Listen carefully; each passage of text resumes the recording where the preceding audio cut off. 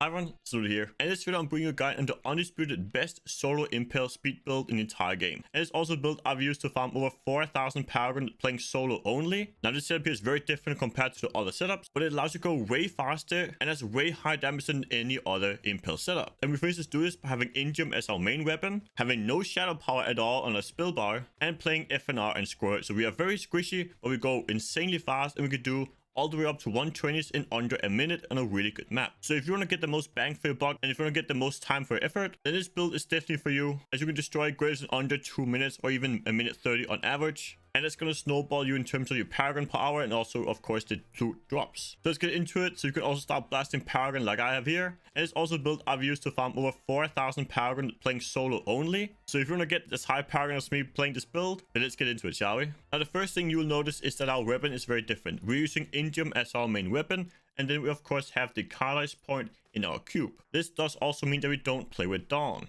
Now, how do we get around this? How do we still stay alive without Dawn? Well, basically, there's a few tricks to this. Of course, the first trick is the Captain Crimson set. This gives you a ton of cooldown reduction by itself. And then we also stack a lot of cooldown, for instance, on our weapon, our gloves, and our shoulders. And this will give about 50 or even higher cooldown reduction needed. And of course, you combine this with the Indium, which would, of course, reduce the cooldowns by 10 seconds when you kill an elite. This will result in about a 90 to 95% vengeance uptime if played proper. So you still have really high vengeance uptime, even though you're playing without the Dawn. And the reason for this is, of course, for the Indium. As you can see, the Indium goes all the way up to 1940 damage, compared to a college point that caps at 1700. That means you get about a 30% damage increase just by the weapon itself. And of course, also the secondary, this also ties into the cooldown reduction needed for our preparation focused mind. And this is also why we're able to do our DR so fast, because we always have prep focused mind running. I will get a really high discipline recovery rate.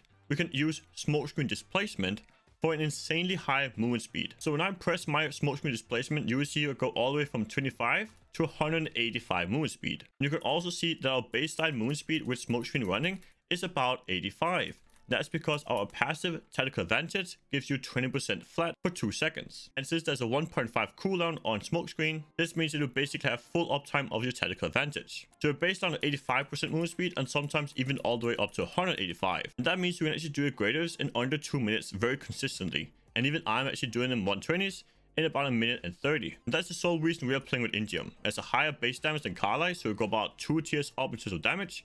We're also using prep focused mind for insane recovery rate of discipline, so you can use smoke screen displacement for insane movement speed. So you combine these two elements here, that is why this setup here is far superior to any other setup out there. Now, a few important things to notice is that you of course need some good stats. This build will be pretty squishy as you don't play with shadow power at all. That's also why I usually recommend being at least 1.5k Paragon, but I myself and others also played it at lower Paragon, but you will be pretty squishy. So if you're okay with being squishy, you can still play the build at earlier Paragon. But 1.5k is usually a good benchmark, and until that point just use Guardians. So you want to get at least 50% cooldown reduction. This requires your weapon, your gloves, and your shoulders to have cooldown. You can even go higher, for instance, on your rings like this one here with cooldown reduction. But at least 50% is required to have decent vengeance uptime, even with Indium. The other thing that's also pretty necessary is a high discipline cost reduction.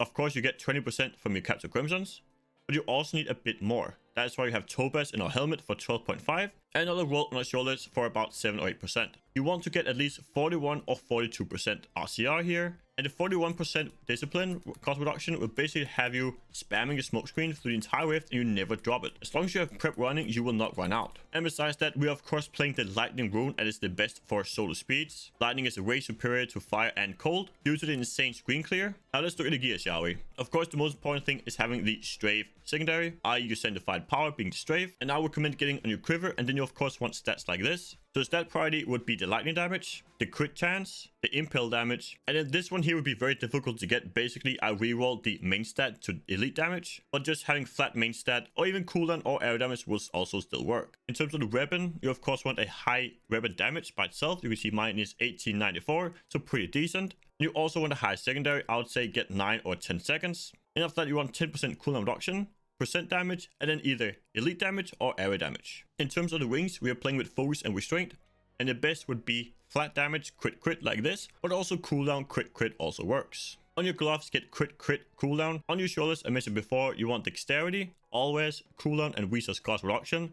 Make sure you get really high cooldown and resource cost reduction. These are very important. On your helmet, of course, very difficult to get. dexterity, crit chance, impale damage. On your chest piece, dexterity, vitality always. On your belt, also with dexterity, vitality always, and percent life. And the same thing for your pants. And of course, also your boots, and here with impale damage as well. For your Squirt's amulet, of course, we're playing lightning, so you want lightning damage, crit.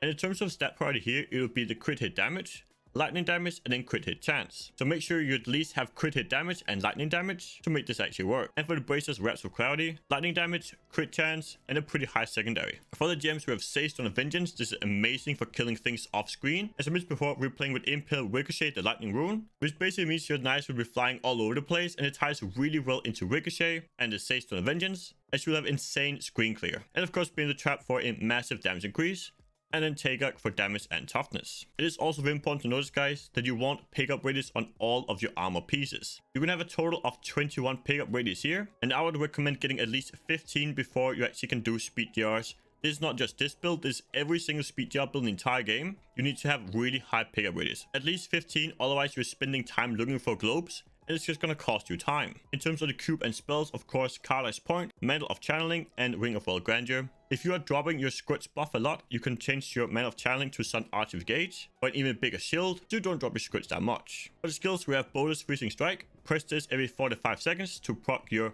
Wraps of Clarity and your Focus and Restraint. Make sure to hit an enemy to actually proc your FNR. Impale Ricochet. I would also recommend when you're playing the Rift to manually cast some Impales. It is not a massive damage increase, but it does allow to target a specific enemy, meaning you can focus down the elites even quicker. So try and get at least 2 or 3 casts of manual Impales out on every single elite you find, as it will kill them about a second faster if you hit them proper. Of course, Preparation, Focus, Mind have this running all time for insane discipline recovery. So you can spam your smokescreen displacement for insane movement speed. These two ties really nicely together for this speed we'll be running here. And of course, Strafe with Drifting Shadow for insane movement speed as well. And then Vengeance Star card for good toughness and also damage increase. And basically just make sure you try and have this up as much as possible. There will be some downtime. You are playing with Indium, so sometimes you won't find enough elites to prog it enough, which is also why I recommend not playing this build in hardcore. About with 50% CDR or above, you should have it up about 90% or more uptime. In terms of the passive, Tactical Advantage for movement speed. Do have the hunt to slow the enemies. This is insane for progging your Bane of the Trapped, and it's definitely a mandatory passive. Ambush for more damage. And then I'm actually playing with awareness here, because I'm playing with XP pools and I don't want to lose them.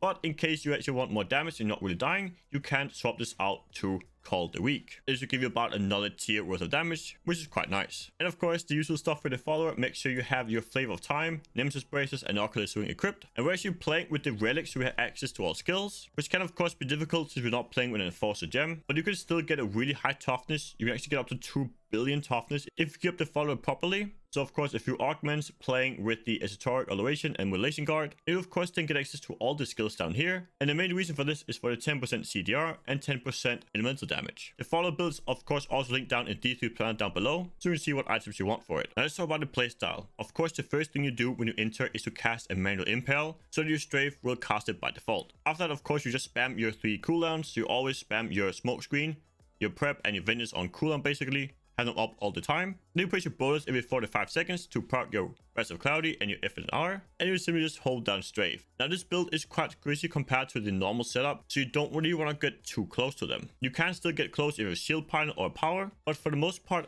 try and stay maybe 10 yards, 20 yards or so away from them. This will also give you high damage from the Saystone and Vengeance. Now I'm doing 120s, I'm of course also really high Paragon, but it is fairly easy to get to about 115s or so. I know quite a few people that watch my stream every day, and they are maybe 1500 or 2000 Paragon, and they're basically blasting 115s in 2 minutes or less. So if you can get this kind of gear running, you can also start blasting really good Paragon. It is Undisputed the highest damage and highest mobility Impale build you can make out there. I would highly recommend at least trying this build out. It is fantastic. If you want those really quick clears that's also really high, this would be the perfect build for you. And I personally love this very active playstyle of using multiple spells, being quite squishy. And some of the more passive playstyles like not having FNR and whatnot are a bit too boring for me, and I'll get very bored of it quite early. It's a bit more active than the others, but it's still quite chill, so you can still just spin for hours and have a good time with it. But it's by far the most efficient build you can actually make an entire game for solo speed farming on Impale. If you guys have any questions about this build, make sure to jump over to twitch.tv where I stream live every single day, where I play this build a whole lot. The link will be in the description down below. Come over, send hi. We have great banter over there. Thank you guys for watching, and I'll see you next video. Peace out, everyone.